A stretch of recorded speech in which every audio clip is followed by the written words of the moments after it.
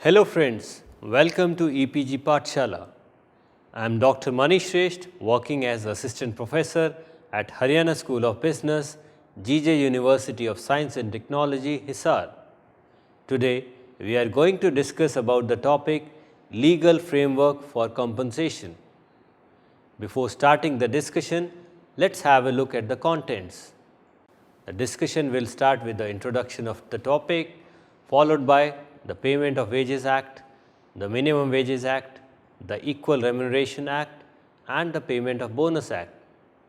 The discussion will end with a summary. After completing this module, the students will be able to understand various acts related to compensation such as the payment of wages, minimum wages, equal remuneration, and the Payment of Bonus Act. Compensation is the amount paid to the employee by the employer. It may be in the form of cash or in the form of benefits or in both cash and benefits. Every employer wants to pay less to its employee as it is the major cost component. However, legislature prevailing in the country safeguards the interest of the employees by fixing the minimum amount to be paid to them. In India, compensation paid to the employees is regulated by the four labor legislations, namely Payment of Wages Act 1936, the Minimum Wages Act 1948, the Equal Remuneration Act 1976, the Payment of Bonus Act 1965. For the purpose of brevity, only the main components of these legislations would be discussed.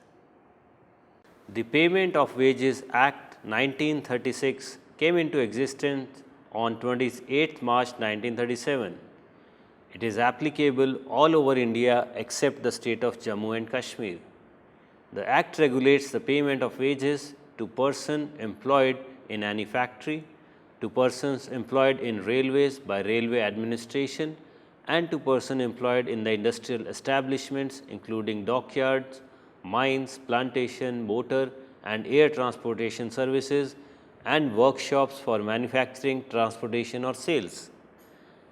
The Act covers all the employees who are drawing wages up to Rs 10,000 per month. The objectives of the Acts are to ensure employees' wages in a particular form, to ensure regular and timely payment of wages to the employees, and to have a check on unlawful and unauthorized deductions made by the employers from the wages of employees. Responsibility of wage payment. According to this Act, every employer is responsible for the payment of wages to the persons employed by him. Furthermore, Act specifies the following persons shall be held responsible for the payment of above mentioned wages. A. In factories, a person who has been named as manager of the factory as per the Factories Act. B. In industrial establishment, the person who is responsible for supervision and control of such establishments. And in railways, the person nominated by the railways administration of that zone. Time of payment. According to the Act, every person responsible for the payment of wages shall fix periods for such period. However, in no case wage period shall exceed 1 month. The Act specifies that the wages of every person employed in any railway, factory or industrial establishment in which less than 1,000 persons are employed must be paid before expiry of 7 days of subsequent month. Any railway, factory or industrial establishment in which more than 1,000 persons are employed must be paid before expiry of 10 days of subsequent month, and wages payable to dismissed or discharged employees must be paid within 2 days of such termination or discharge. Mode of payments. The Act specifies the mode of payment of wages in currency notes or coins or both. However, employer may, after receiving written authorization from the employee, pay him through check or by crediting his wages to his bank account. The permitted deductions. Wages payable to the employee shall be paid to him without any kind of deduction except those authorized in this Act. The authorized deductions from the wages may be of the following kinds, like fine, deductions for absence from duty, deductions from the damage of goods, deductions for such amenities and services provided by the employer to employee as specified by government, deductions for the recovery of advances and interest thereon due on such advances, deductions in respect of income tax payable by the employed person, deductions in respect of PF contribution and ESI contribution of the employee by employer, deductions in respect to payments made by employer for employee for loans, cooperative societies, premium for life insurance and trade unions, etc. If an employee is absent for whole or any part of the day, or if 10 or more employees are absent without reasonable cause, then permissible deduction of wages is up to 8 days. Deductions of wages is permissible under the Act for the goods damaged or lost given by the employer to the employee only if it is proved that the default or negligence of an employee resulting into loss to the establishment. The Act specifies that no such deduction should be made without giving show cause notice to the employee. Furthermore, organization has to maintain a record of such deductions in a separate register kept for the purpose. The Act also specifies that when accommodation, amenity or service has been provided by the employer and accepted by the employee, then cost of such services can be deducted from the wages of the employee. Penalties. The Act has given different type and amount for the different failures. Some of the important ones are fine between Rs 1,000 to 5,000. On following grounds, a fine of not less than 1,000 but not more than 5,000 rupee can be imposed on the organization for failing to maintain prescribed register or records in the organization, willfully refusing or neglecting to furnish information or return by the organization, willfully furnishing any information or record which is false by the organization, willfully obstructing inspector in discharging his duties, willfully refusing to show records and returns on demand of the inspector. For second or subsequent conviction on above stated reasons, fine not less than Rs 5,000 but may extend to Rs 10,000.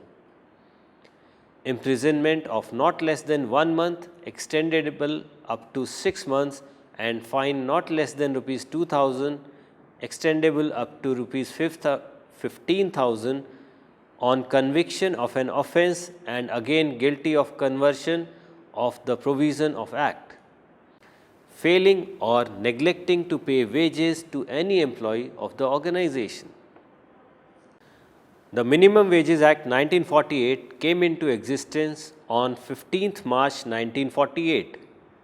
The Act lays down the principles for fixation of minimum time rate of wages, minimum piece rate and guaranteed time rate and overtime rate for different occupations in different localities and for different type of employees. It is applicable all over India except the state of Jammu and Kashmir. The Act regulates the payment of wages to persons employed in any factory, to persons employed in railways by railway administration, and to persons employed in the industrial establishments including dockyards, mines, plantation, motor and air transportation services, and workshops for manufacturing, transportation or sales. The Act covers all the employees who are working in organized sector, also known as scheduled employment.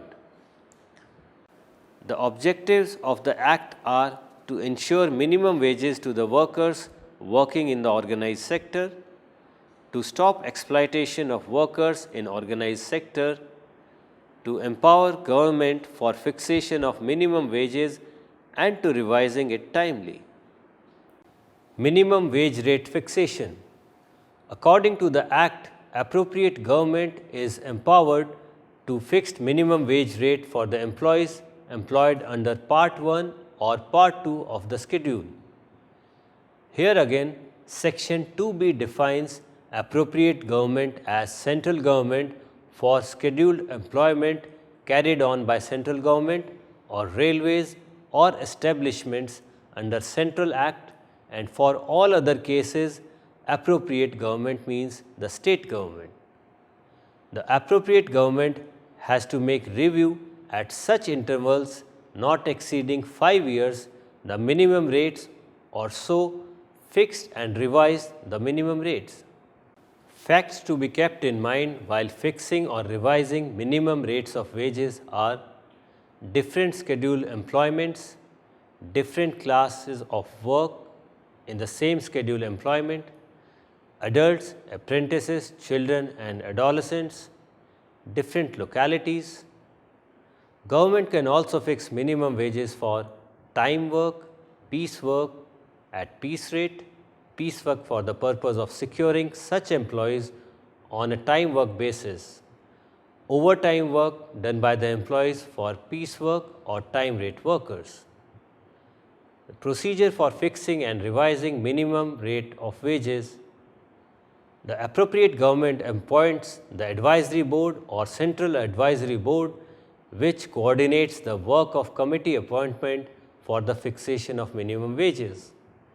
Each committee, subcommittee and advisory board shall consist of persons nominated by appropriate government, representatives of employers and employees in equal number, and independent persons not exceeding 1/3 of total number.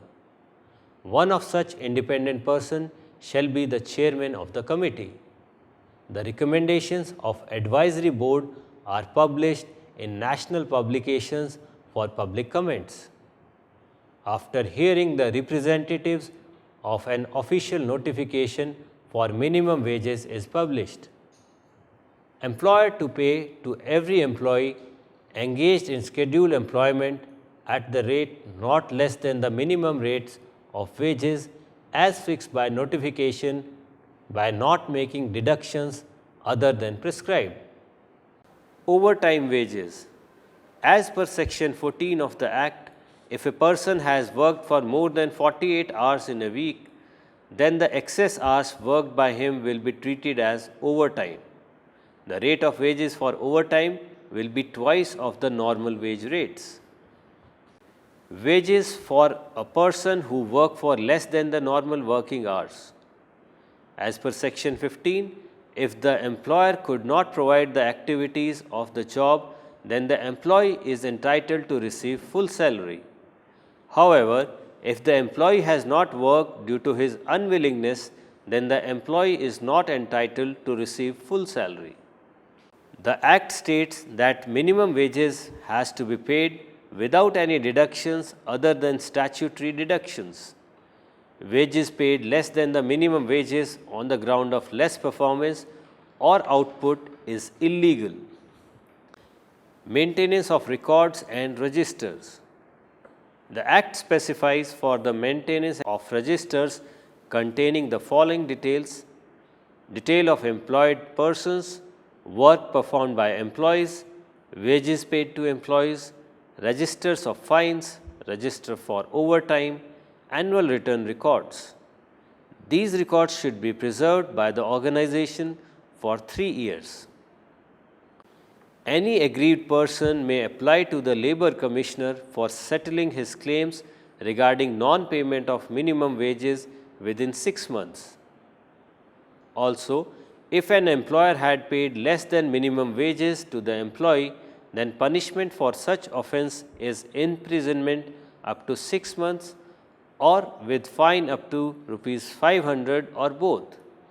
Furthermore, if an employer is found guilty for contravention of any provisions pertaining to fixing hours for normal working day, then a fine of rupees 500 is imposed on him. The Equal Remuneration Act 1976. The principle of equality in work and payment to men and women employees has just been gaining acceptance all over the world. In many countries, the law related to prohibition of discrimination between men and women in matters related to wages for similar work have been already passed. The State Policy Article 39 of Indian Constitution directs the state for securing equal pay for equal work for both men and women. The Act is applicable all over India except the state of Jammu and Kashmir. The Act covers all persons employed by any factory, by railway administration, and employed in the industrial establishment. The objectives of the Act are to ensure payment of equal remuneration to men and women workers, and to prohibit discrimination of workers based on gender at the workplace. No employer shall pay to any worker remuneration, cash or in kind, at rate less favorable than those at which remuneration is paid to the workers of the opposite sex for performing the same work or works of similar nature. Where the rates or remuneration payable before the commencement of this Act for men and women workers for the same work or work of similar nature are different only on the grounds of gender, then the higher or the highest, whichever remuneration is applicable, should be paid. The Act specifies that there should be no discrimination on promotion, training or transfer except where employment of women is restricted. However, this provision is not applicable when priority is given to scheduled caste or scheduled tribes, ex-servicemen or retrenched employees. Maintenance of records and registers. The Act states that every employer should maintain up-to-date records for all workers employed in Form D at the place where the workers are employed. Penalties. For failing to maintain prescribed register or records, simple imprisonment up to 1 month or fine up to rupees 10,000 or both. For omitting to furnish information or return, fine not less than rupees 10,000, which may be extended to rupees 20,000, or imprisonment not less than 3 months, which may extend up to 1 year for first offence and up to 2 years for second and subsequent offences. For making any payment of remuneration at unequal rates to men and women workers for same work or work of similar nature, fine up to rupees 500. Payment of Bonus Act 1965. Practice of paying bonus in India started during First World War when certain textile mills granted 10% of wage as bonus to their workers. In certain cases, demand for bonus results into industrial disputes also. In the year 1950, the full bench of the Labour Appellate Tribunal evolved a formula for determining of bonus. Accordingly, the government introduced payment of bonus bill in the Parliament in the year 1965. The Act is applicable to every factory wherein 10 or more persons are employed with the aid of power, and in establishments in which 20 or more persons are employed without the aid of power on any day during the accounting year. The Act covers all the employees drawing wages up to rupees 10,000 per month. The objectives of the Act are providing for the payment of bonus to the employees of certain establishments on the basis of profits or production or productivity and for the matters connected therewith.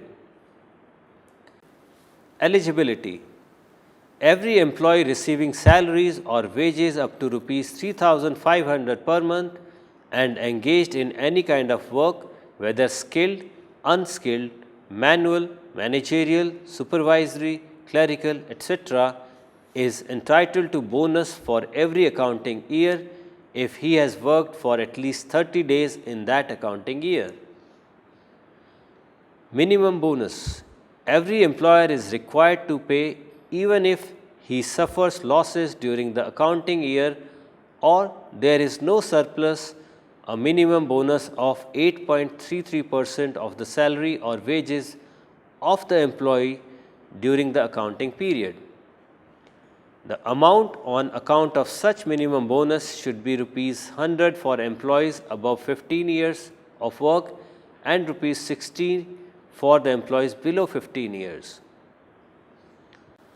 Maximum bonus. If in any accounting year the allocable surplus exceeds the amount of minimum bonus, the employer should pay bonus in proportion to the wages and salaries of employees earned during that accounting period. However, such bonus should not exceed 20% of salary and wages due to employees. The Act states that the bonus due to the employees should be paid in cash only on annual basis. Furthermore, it should be paid to the employees within 8 months from the closure of accounting year. According to the Act, every employer has to maintain in prescribed form the following 3 registers: register showing calculation of allocable surplus, register showing the set on and set off of allocable surplus, and register showing the detail of amount due on account of bonus to employees, the amount of deduction if any, and the actual amount paid to employee on account of bonus. Penalties. For contravention of any provision of the Act or the rules, the penalty is imprisonment up to 6 months or fine up to rupees 1,000 or both. For failure to comply with the directions or requisitions made, the penalty is imprisonment up to 6 months or fine up to rupees 1,000 or both. To summarize the discussion, every employer wants to pay less to its employee as it is the major cost component. However, legislature prevailing in the country safeguards the interest of the employees by fixing the minimum amount to be paid to them. In India, compensation paid to employees is regulated by 4 legislations, namely Payment of Wages Act. The Act regulates the payment of wages to persons employed in any factory, to person employed in railways or railway administration, and to person employed in the industrial establishment, including dockyards, mines, plantation, motor and air transportation services. The Act covers all the employees who are drawing wages up to rupees 10,000 per month. Minimum Wages Act 1948. The Act lays down the principles for fixation of minimum time rate of wages, minimum piece rate and guaranteed time rate and overtime rate for different occupations in different localities and for different type of employees. The Equal Remuneration Act. The President of India promulgated the Equal Remuneration Ordinance 1975 to provide equal remuneration payment to men and women workers. It is applicable all over the country except the state of Jammu and Kashmir. The Act covers all persons employed in any factory to persons employed in railway, administration, industrial establishment, including dockyards, mines, etc., and hire or reward and air transportation services and workshops for manufacturing, transportation or sales. The Payment of Bonus Act states the government introduces this bonus bill in the Parliament in the year 1965. The Act is applicable in every factory wherein 10 or more persons are employed with the aid of power and in establishment in which 20 or more persons are employed without the aid of power on any day during any accounting year. The Act covers all the employees during wages up to Rs 10,000 per month. Happy learning!